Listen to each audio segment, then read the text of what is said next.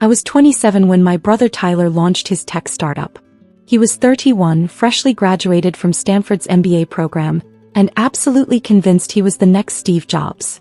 Innovate Tech Solutions was going to revolutionize cloud-based project management software. He had buzzwords, a sleek pitch deck, and the kind of confidence that made investors write checks. He also had our parents' complete devotion. Tyler's company is going to change everything, Dad had announced at Sunday dinner 3 years ago. This is the kind of innovation that builds generational wealth. Mom had beamed. Our son, the entrepreneur. A CEO at 31. I'd been sitting at the end of the table as usual, eating my pasta quietly. I was working as a data analyst at a mid-sized firm, living in a modest apartment, driving a 10-year-old Honda. To them I was the boring one. The safe one. The daughter who chose stability over ambition. What they didn't know was that I'd been day trading since college. Not recklessly, carefully, methodically studying patterns and building algorithms. I'd turned my graduation gift of $5,000 into $50,000 by 23. By 25 I had $400,000. By 27 my portfolio was worth $2.3 million. I'd learned to keep it quiet. Every time I'd mentioned an investment win, Dad would say something like, lucky timing, or beginner's luck. When I'd suggested I understood financial markets, Tyler had literally patted my head and said, that's cute, but there's a difference between playing with stocks and real business strategy. So I'd stopped mentioning it. I'd kept working my boring job, kept living in my modest apartment, and kept building my portfolio in silence. When Tyler had announced he was raising a Series A round for Innovate Tech, I'd done my homework. I'd analyzed his business model, studied his competition, reviewed his technical architecture. The software was actually good, not revolutionary but solid. Well-designed. Practical. With the right funding and execution, it could capture a meaningful market share. I'd wanted to invest. Not because he was my brother but because it was genuinely a good opportunity. I'd seen worse companies get $100 million valuations. Tyler's startup had real potential.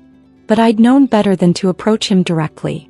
So I'd created a shell corporation, Cascade Ventures LC, and structured it through my investment advisor, Patricia Morgan at Silver Lake Capital.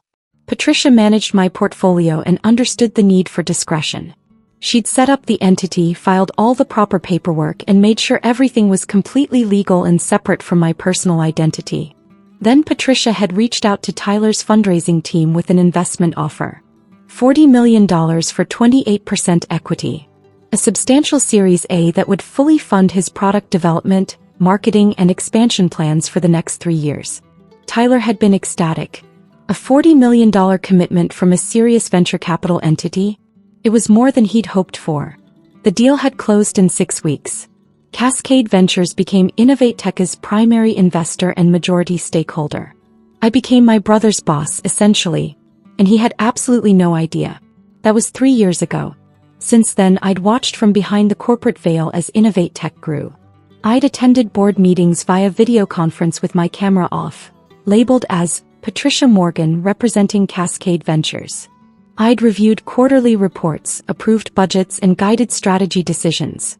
All while Tyler thought he was reporting to some faceless investment firm. The company had done well. Not spectacularly but steadily. Revenue had grown from $0 to $18 million annually. They'd captured 3% of their target market.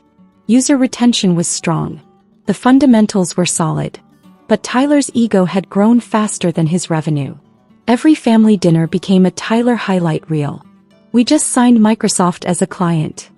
Forbes mentioned us in their tech startups to watch list. I'm speaking at 3 conferences next month. Dad would beam with pride. Mom would show everyone photos on her phone. Hi son, the CEO. I'd smile and nod and ask polite questions while internally reviewing the financial reports that told a more complete story. Yes, Microsoft was a client. A very small pilot program worth $50,000 annually. Yes, Forbes mentioned them. In a list of 50 startups, 1 sentence. Yes, Tyler was speaking at conferences. Mostly because I'd approved the marketing budget that paid for sponsor speaking slots. None of that diminished the company's success. But it wasn't the unicorn story Tyler presented to the family. The breaking point came at Mom's birthday dinner last month. November 15th. The whole family gathered at an upscale steakhouse, Tyler's treat, he'd insisted.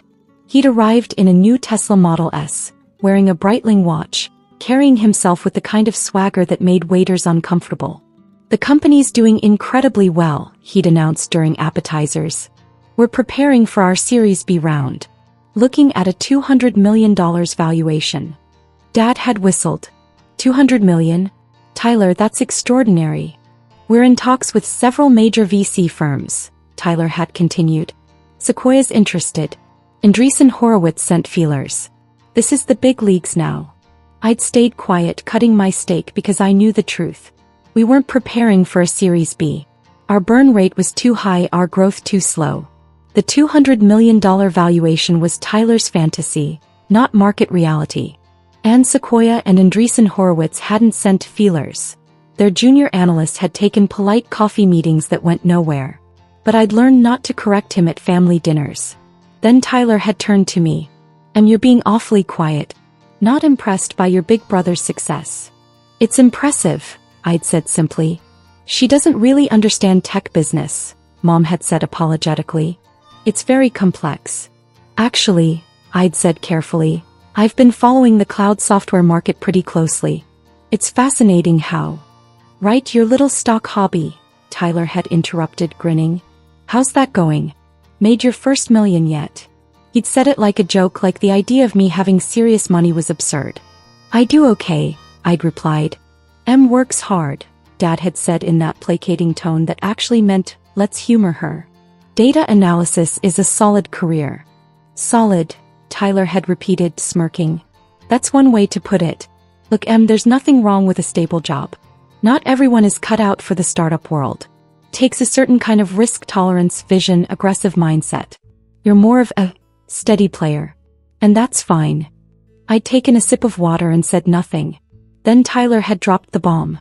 Actually, speaking of investments, didn't you mention wanting to invest in Innovate Tech back when we were starting? I'd frozen. I might have mentioned it. Right. He'd laughed. I remember. You offered like $5,000 or something. Your investment fund? He'd used air quotes, grinning at our parents. It was more than that, I'd said quietly. Oh, sorry, was it 10,000? Either way, we appreciate the thought, but Innovate Tech isn't really set up for small personal investments.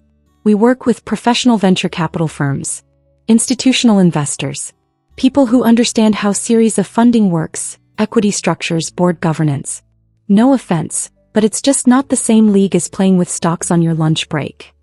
Mom had nodded sympathetically. Tyler's right, honey. His company deals with very sophisticated investors. It's not really appropriate for personal money. I understand sophisticated investing, I'd said, keeping my voice level. I'm sure you do in your way, Tyler had said patronizingly. But there's a difference between buying shares of Apple and structuring a multi-million-dollar venture capital deal. We're talking due diligence, term sheets, board seats, liquidation preferences. It's serious business. I'm aware of term sheets, I'd started.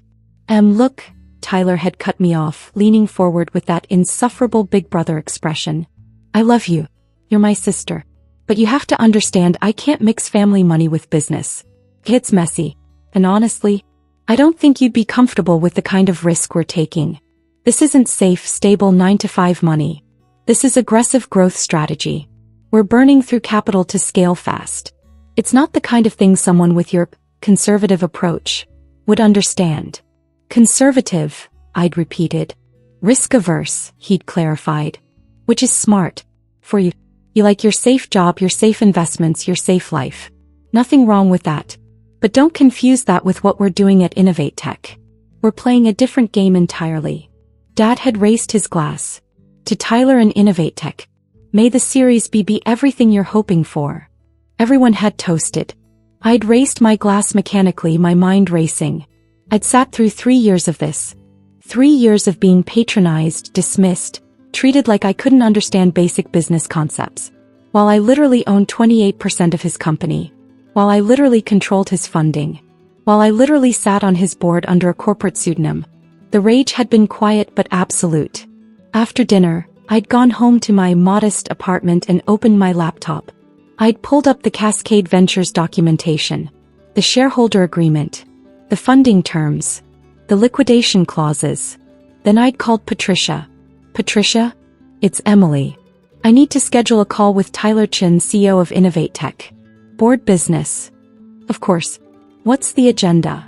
I'd paused, thinking about 3 years of condescension. 3 years of being told I didn't understand business while I funded his entire operation. 3 years of watching him take credit for success that my money had built. Investment review, I'd said. I'm considering liquidating our position. There had been a long silence on the phone. Emily, you're the majority stakeholder.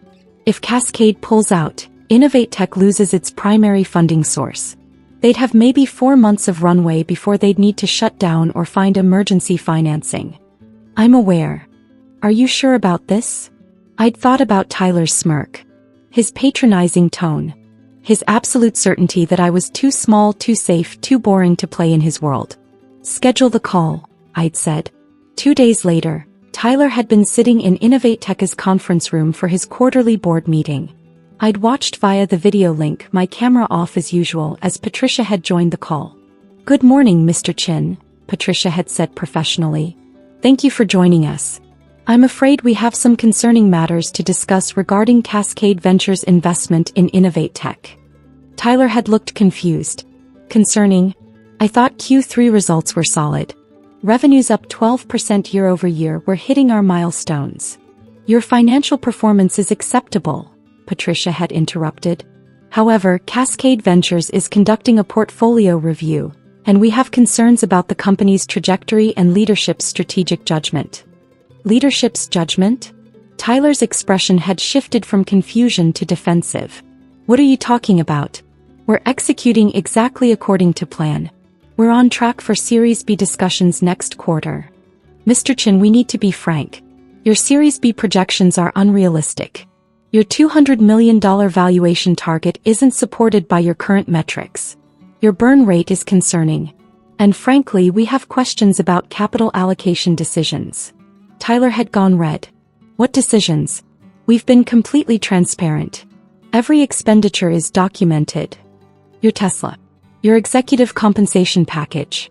The conference sponsorships. The premium office space. These are not efficient uses of venture capital during a growth phase. Those are standard startup CEO expenses. Every tech founder is not funded by Cascade Ventures, Patricia had said coolly. We have specific expectations about capital discipline. Expectations that we feel are not being met. I'd watched Tyler's face cycle through emotions. Confusion, anger, fear. He'd built his entire identity around being a successful startup CEO. The idea that his primary investor was unhappy had clearly never occurred to him. Okay, Tyler had said, forcing calm. Hey, if there are concerns, let's address them. We can adjust spending. We can revise projections. What do you need from us? We need to discuss whether Cascade Ventures wishes to maintain our investment position, Patricia had said. The silence had been deafening. Maintain?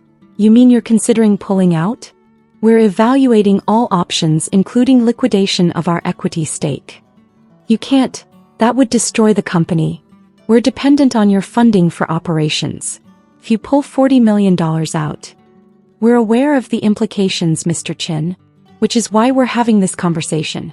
We need assurance that leadership is taking our investment seriously. I am taking it seriously. This company is my life. Everything I've built. His phone had rung. He'd glanced at it, irritated. I need to take this. It's my bank. Please do, Patricia had said. Tyler had answered, putting it on speaker. This is Tyler Chin. Mr. Chin, this is David Reynolds from Pacific Trust Bank. I'm calling about your business line of credit. We've been notified of potential changes in your company's capital structure, and we need to discuss your credit terms immediately. Tyler had gone pale. Changes? What changes? Our covenants require notification of any material changes in investor composition. We've received information suggesting your primary investor may be withdrawing. Is this accurate? We're just having discussions. Mr. Chin, if your Series A investor liquidates their position, your credit line will be immediately callable. That's $8 million you'd need to repay within 30 days. Tyler had looked at the video screen where Patricia's name was displayed, his expression panicked. This is a misunderstanding. Patricia, Ms. Morgan, we can work this out. We'll need to see significant changes, Mr. Chin, Patricia had said firmly. Another phone had started ringing. Tyler's cell this time. He'd looked at the screen, his hand shaking slightly. It's our CFO. Answer it, Patricia had said. Tyler had switched calls. Brian? What's wrong? Tyler, I'm getting calls from 2 of our major clients. They're asking about company stability. Someone told them our primary investor might be pulling out. Microsoft is threatening to pause our contract pending clarification. What the hell is going on? How did they even know? Word travels fast in tech circles. Is it true? Is Cascade Ventures withdrawing? Tyler had looked like he might be sick. We're having discussions. Strategic realignment discussions. Strategic realignment? Tyler, if we lose our primary funding, we're done. We have 4 months of runway, maybe less.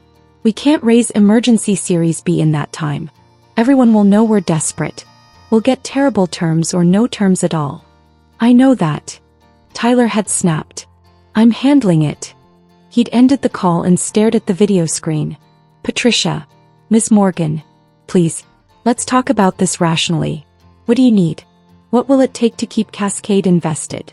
I'd unmuted my microphone for the first time in 3 years of board meetings. Hello, Tyler. His face had gone blank. Who? It's Emily. I'd watched him process the voice.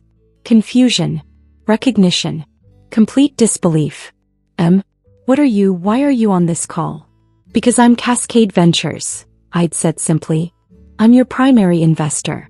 I own 28% of your company. I've owned it for 3 years. The silence stretched so long I thought the call had frozen. That's not possible, Tyler had finally said. Cascade is a venture capital firm. A real VC firm with institutional backing.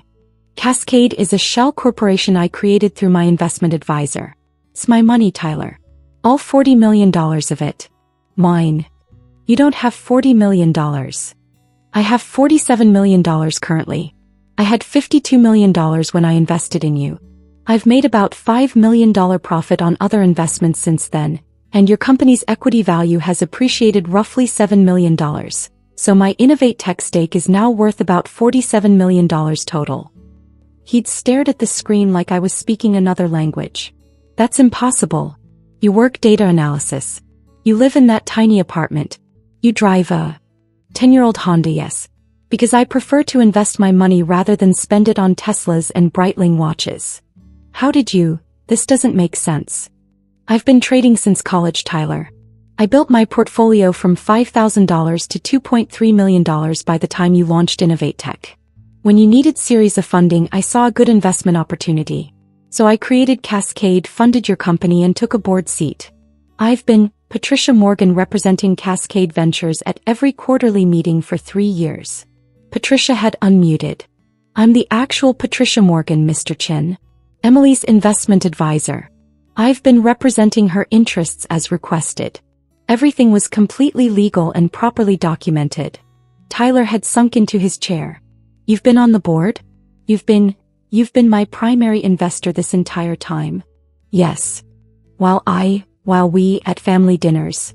His face had shifted from shock to horror as he'd replayed 3 years of conversations. Every dismissive comment. Every patronizing lecture about business. Every time he'd explained basic concepts to me like I was a child. While you told me I didn't understand sophisticated investing, I'd finished. While you laughed about my pocket change. While you explained that I was too risk-averse for serious business. Yes. During all of that. Oh my God. The Series B discussions you've been bragging about, those are going nowhere, Tyler. Your projections are inflated. Your valuation expectations are unrealistic. And your spending habits are concerning to any serious investor. The Tesla was purchased with venture capital meant for product development. The watch was bought the same month you cut the customer service team's training budget. The premium office space costs more annually than 3 junior developers' salaries. You've been spending my money like it's unlimited while treating me like I'm too stupid to understand basic finance.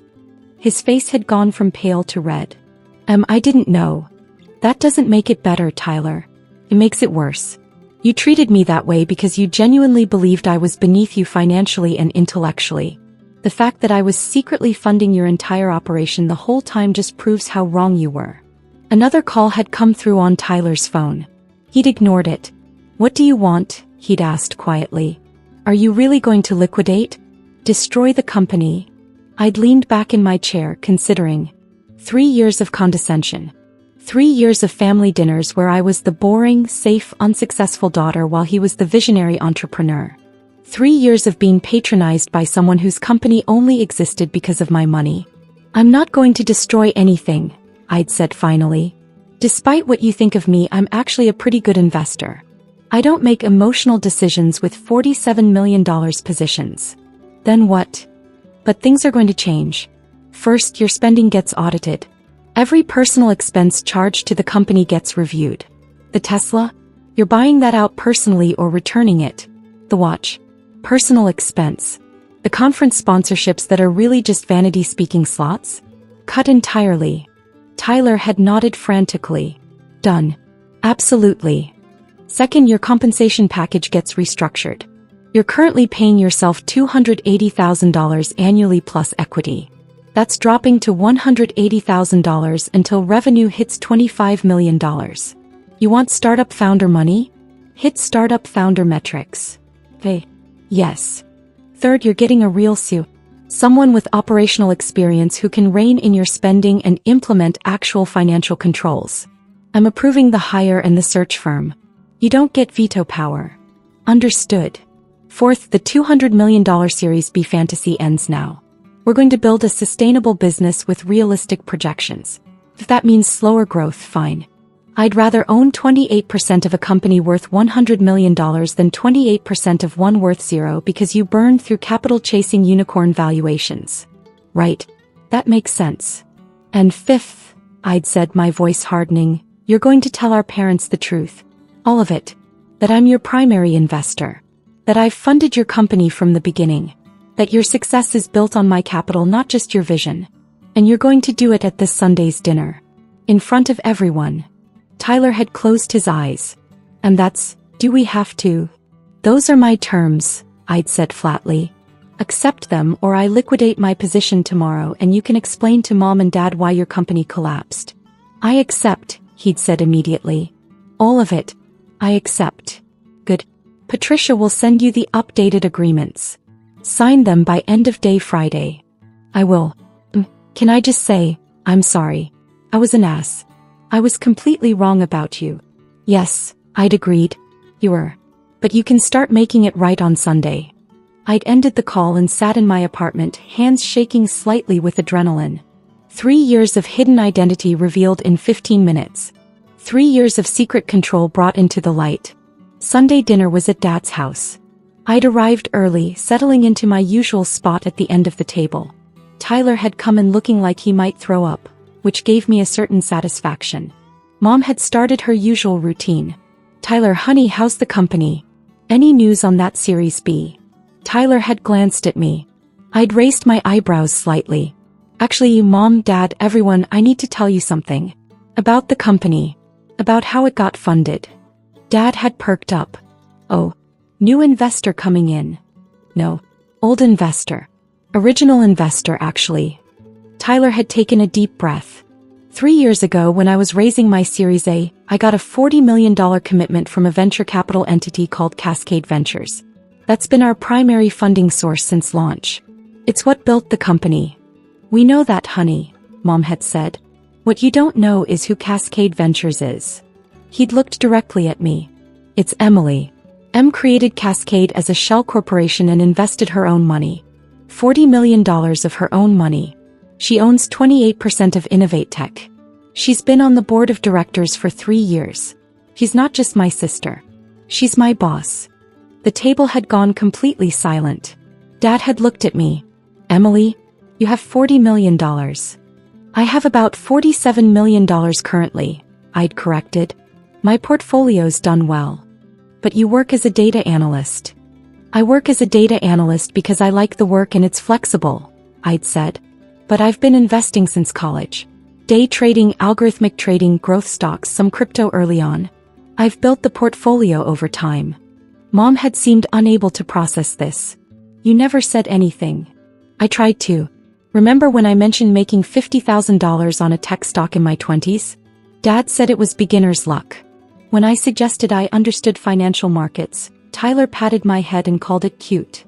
Tyler had flinched. So I stopped mentioning it, I'd continued. I kept building my portfolio quietly. And when Tyler needed series of funding, I saw a good investment opportunity. So I funded it, anonymously, through a shell corporation. Because I knew if I offered directly, you'd all dismiss it as my little investment hobby with my pocket change. Pocket change, Tyler had repeated hollowly. That's exactly what I called it. At Mom's birthday dinner. Your pocket change. You did, I'd agreed. Right before you explained that I didn't understand sophisticated investing or term sheets or how serious business works. While I literally owned 28% of your company and had been on your board for 3 years. The table had erupted. Dad asking questions about my portfolio strategy. Mom demanding to know why I'd hidden this. My aunt asking if I was actually rich. Tyler sitting silently, staring at his plate. Why didn't you just tell us? Dad had finally asked. Because you wouldn't have believed me, I'd said simply. Or you would have thought I was exaggerating or gotten lucky or somehow didn't really earn it. You're barely believing me now, and Tyler's here confirming every word. I would have believed you, Dad had protested weakly. Dad, you called me safely employed last Christmas. Like it was a gentle criticism. Tyler literally said 2 weeks ago that I'm too risk-averse for serious business. You've all spent years treating me like I'm playing with Monopoly money while Tyler builds a real company. Except Tyler's real company only exists because of my Monopoly money. Tyler had finally spoken. She's right. Everything she's saying is right. I've been an arrogant ass. We all have. Isn't just successful. She's more successful than me. Than any of us. She's brilliant at this. And we never even noticed because we were too busy assuming she was exactly what she appeared to be on the surface. I don't understand, Mom had said. Why live in that small apartment? Why drive that old car? If you have this kind of money. Because I'm investing it, I'd explained. Every dollar I don't spend on a fancy car is a dollar that compounds in the market. Warren Buffett still lives in the house he bought in 1958. That's not poverty. That's strategy. Dad had looked at me differently. Not dismissively. Not placatingly. But with actual respect. Maybe for the first time in my adult life. Emily, he'd said slowly, I owe you an apology. A real one. I've underestimated you significantly. We all have, Tyler had added. And I'm sorry. For everything. Every dismissive comment. Every patronizing explanation. Every time I made you feel small. You've been keeping my company alive, and I've been treating you like you couldn't understand a balance sheet. You really couldn't? I'd asked pointedly. He'd smiled slightly. Apparently not as well as you do. The conversation had shifted then. Dad asking about investment strategies. Mom wanting to know how I'd learned to trade. Everyone suddenly very interested in my boring career and safe choices and modest lifestyle. The power dynamic had shifted completely. Not just with Tyler but with the entire family. I wasn't the overlooked youngest anymore. I was the secret genius who'd funded her brother's entire empire while he patronized her.